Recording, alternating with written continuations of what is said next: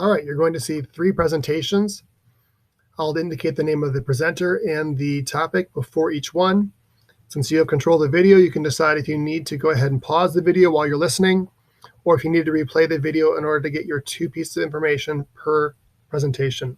First presentation will be by Alex, and it's George Floyd, things that happened after his death. My topic is about George Floyd's death and what happened after. So the officers had tried to get Mr. Floyd into a police vehicle, but Mr. Floyd struggled with the officers, intentionally falling down and on them saying he was not going into the car and refusing to stand still. On May 26, protests began in Minneapolis. Police started to use tear guns, plastic bottles, and concussion grenades to keep the cowards at bay, and a nearby Target was looted. Protesters spread to New York City, Atlanta, and Washington, D.C. Tens of thousands of Americans protest across the country, and a truck drives into protesters in Minneapolis. National Guard troops are called in to over a dozen states.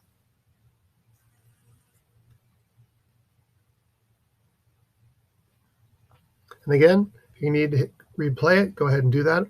Otherwise, the next presentation will be Nick, ways law enforcement officers can abuse their power.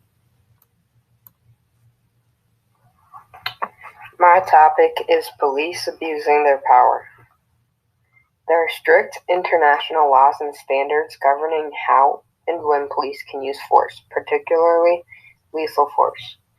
The UN Basic Principles on the Use of Force and Firearms by Law Enforcement Officials is the key international instrument that deals with police use of force. The most important thing to remember is this: it is the utmost obligation of state authorities, including police, to respect and protect the right to life.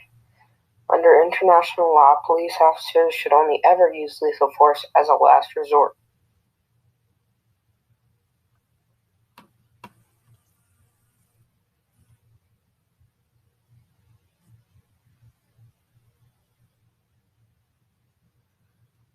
All right, and the next presentation you have is Cameron talking about facts versus assumptions regarding racism and law enforcement.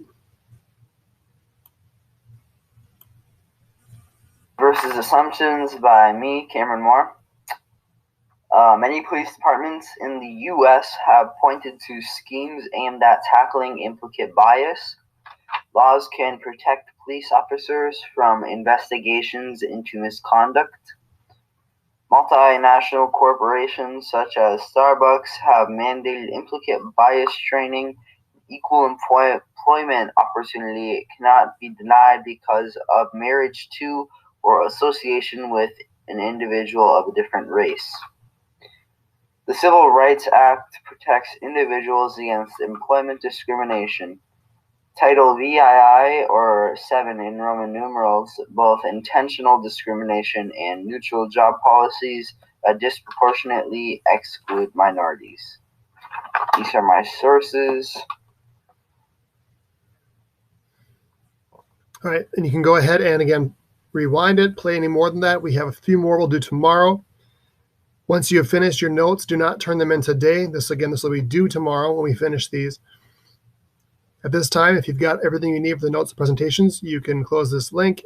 Go to the link for the Hate You Give from Lit Charts if you need help finishing chapter 19. Otherwise, go to chapter 20. When you're finished, again, let Mr. Orth know in the chat, and I will see you tomorrow.